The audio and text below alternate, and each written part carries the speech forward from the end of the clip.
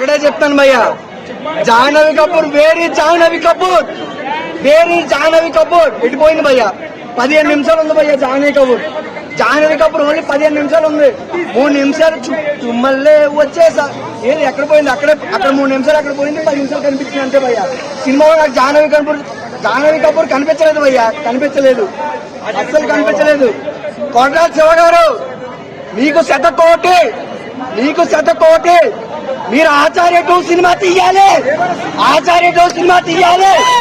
After Devara మీరు ఆచార్య 2 తీయాలి.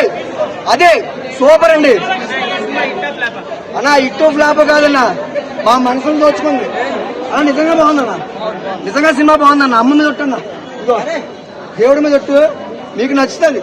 NTR 1 man show మాత్రమే నచ్చుతుంది అంతే, 1 మ్యాన్ షో మాత్రమే నచ్చుతుంది. కానీ ఏం పాపం చేసిందమ్మా మన బాలీవుడ్ శ్రీదేవి కూతురు, ఏం పాపం చేసింది మన శ్రీదేవి కూతురు, ఏం పాపం చేసింది.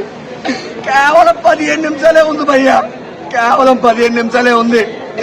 3 నిమిషాలు చుట్టుపల్లె సాగు లో ఉంది, 10 నిమిషాలు ఎట్టిపోయిందో అర్థం కావట్లేదు భయ్యా. 10 నిమిషాలు ఎట్టిపోయిందో అర్థం కావట్లేదు. వేరే జాహ్నవి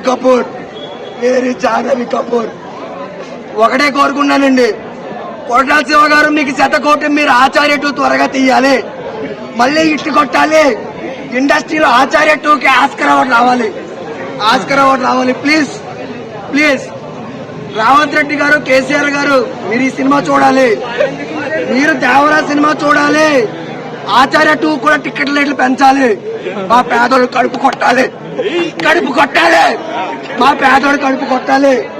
ఎంత పేదోళ్ళు అండి, డబ్బులు లేకపోయినా సరిగా ఈ దగ్గర అప్పు చేసుకుని టికెట్ కొన్నాను నేను. 450 రూపాయలు టికెట్ అంటే 500 ఇచ్చుకున్నాను భయ్యా. జాహ్నవి కపూర్ ఏది ఎటుపోయింది చెప్పండి. గొంతులో ఓపిక లేదు, ఏమీ లేదు. సినిమా గురించి ఇప్పుడు సినిమా గురించే కదా భయ్యా చెప్పాను.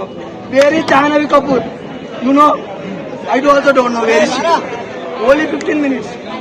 సో సినిమా చూడండి, ఎన్టీఆర్ 1 మ్యాన్ షో అంతే, ఇంకా అంతమించి ఏం చెప్పలేను. ప్లీజ్ ఫర్గివ్ మీ అంతే, no more arguments. Thank you.